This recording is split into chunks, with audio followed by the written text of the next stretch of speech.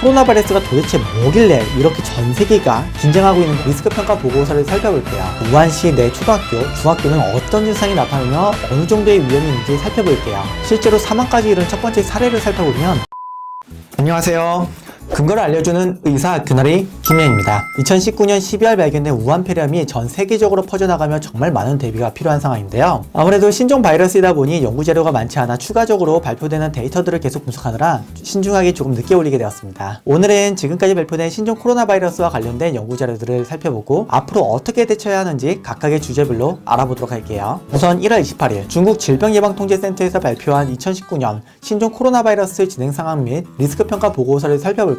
2019년 10월 29일에 우한 현지 병원으로부터 원인 불명의 폐렴 사례가 보고되었다. 4명의 환자가 모두 우한 화난수산시장에서 근무하는 사람이었다 라고 하고 있는데요. 이후 확진 환자와 의심 환자가 계속 늘어나고 있으며 중국 모든 도시에 확진 환자가 보고되고 있습니다. 중국 국가위생건강위원회의 발표 자료에 따르면 1월 30일 밤 12시까지 중국 내 밀접 접촉자 11만 3,579명 중 총 10만 2,427명이 의학관찰을 받는 중이라고 보고하고 있는데요.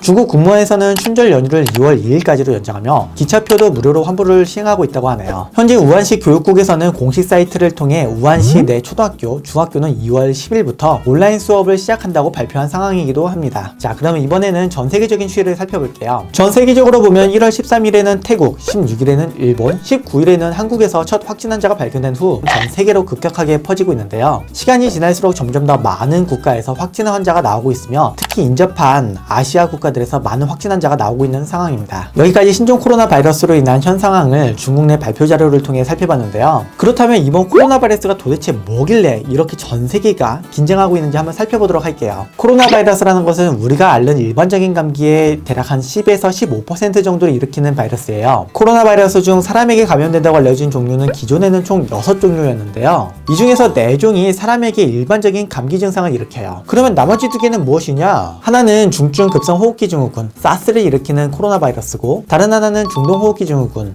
메르스를 일으키는 코로나 바이러스예요. 그리고 여기에 추가해 이번에 우한 폐렴을 일으키는 7번째 종인 신종 코로나 바이러스가 발견된 것인데요. 이 신종 코로나 바이러스는 원래는 사람에게는 전염되지 않는 동물 사이에서만 돌던 코로나 바이러스가 우연한 기회에 의해 유전자 변이를 일으켜 새로운 형태가 되고, 이것이 사람에게도 전염력을 가지게 되어 종간 장벽을 뛰어넘어 들어왔을 것으로 예상되지만 정확히 어떤 동물이 원인이 되었을지는 아직은 명확치 않은 상황이에요. 다만 신종 코로나 바이러스는 박쥐에서 발견되는 코로나 바이러스와 유전적인 일치도가 높으며 계통 발생적인 분석에서도 박쥐의 코로나 바이러스와 매우 가까워서 박쥐의 코로나 바이러스로부터 변이되었을 가능성이 거론되고 있고요. 베이징대에서 나온 논문에서는 신종 코로나 바이러스를 RSCU 편향이라는 방법을 이용해 분석한 결과 야생동물 중 뱀이 가능성이 있는 신종 코로나 바이러스의 숙주가 아니었을까 하고 의심이 되고 있습니다. 하지만 이것들은 단지 예측일 뿐 아직은 확실하게 말하기가 어려워요. 단 우한의 화난수산시장에서 거래되던 야생동물이 원인이 되었을 것이라고 정황상 거의 확실시되고 있는데요. 2020년 1월 24일 학술지 란셋에 발표된 초기 우한 폐렴 환자 41명의 데이터를 보면 초기 감염자 41명 중 27명이 우한의 화난수산시장에서 바이러스에 직접적으로 노출되었으며 이후 1월 27일 중국 질병예방통제센터에서 발표된 자료에 따르면 화난수산시장에서 2020년 1월 1일 오전에 수집한 검체와 1월 12일에 추가 수집한 검체 총 585개 중 33개 샘플에서 신종 코로나 바이러스가 검출되었으며 이 중 93.9%인 31개의 샘플이 화난수산시장 서쪽 지역에서 검출되었다고 하는데요. 33개 샘플 중 42.4%인 14개는 야생동물 거래 가게가 많은 시장의 서쪽에 위치한 7가와 8가에서 수집되었다고 보고하였습니다. 이번 사태도 사태이지만 앞으로 전 세계적으로 야생동물과의 접촉에 특히 주의가 필요하겠네요. 다음으로 신종 코로나 바이러스에 감염되면 어떤 증상이 나타나며 어느 정도의 위험이 있는지 살펴볼게요. 우선 초기 감염자 41명의 증상을 보면 주요 증상으로 98%에서 열과 76%에서 기침이 나타났으며 그 외 호흡곤란 55%, 근육통과 피로감이 44%, 가래가 28%로 나타나고 있고 특히 증상이 악화되어 중환자실로 입원한 환자 대부분에서 호흡곤란이 나타났습니다. 주요 증상인 열이 나고 기침을 하는 것은 여러 상기도 감염에서도 나타날 수 있기 때문에 이것만 가지고 코로나 바이러스라고 말할 수는 없지만 유병 지역을 방문했거나 감염자와 접촉한 뒤 해당 증상이 나타난다면 반드시 신종 코로나 바이러스가 아닌지 의심을 해봐야 해요. 다음으로는 질병의 경과를 살펴볼게요. 중국 질병예방통제센터의 발표에 따르면 신종 코로나 바이러스의 잠복기는 일반적으로 3에서 7일로 나타나고 있으며 잠복기가 최대 14일을 넘어가지 않는 것으로 보고 있는데요. 유명저널인 란셋에 보고된 자료에 따르면 앞서 말씀드린 잠복기간이 끝난 뒤 증상 발병 후 병원에 입원하기까지 평균 7일이 소요됐으며 평균 8일 뒤 51%에서 호흡곤란이 나타났고 평균 9일 뒤 27%에서 급성 호흡곤란 증후군이 나타나고 있어요. 이후 평균 10.5일 뒤 39%에서 중환자실로 입원하는 단계를 거쳤으며 일부 감염 환자분들의 경우 사망에 이르기도 하였습니다. 실제로 사망까지 이른 첫 번째 사례를 살펴보면 평소에 해당 수산 수산시장에 자주 방문하던 61세 남성이며 만성 간질환과 암을 가지고 계셨던 분으로 2019년 12월 20일 열과 기침이 발생하였고 발생 7일 뒤 호흡곤란으로 병원에 입원하였어요. 좌측은 증상 발생 8일 뒤,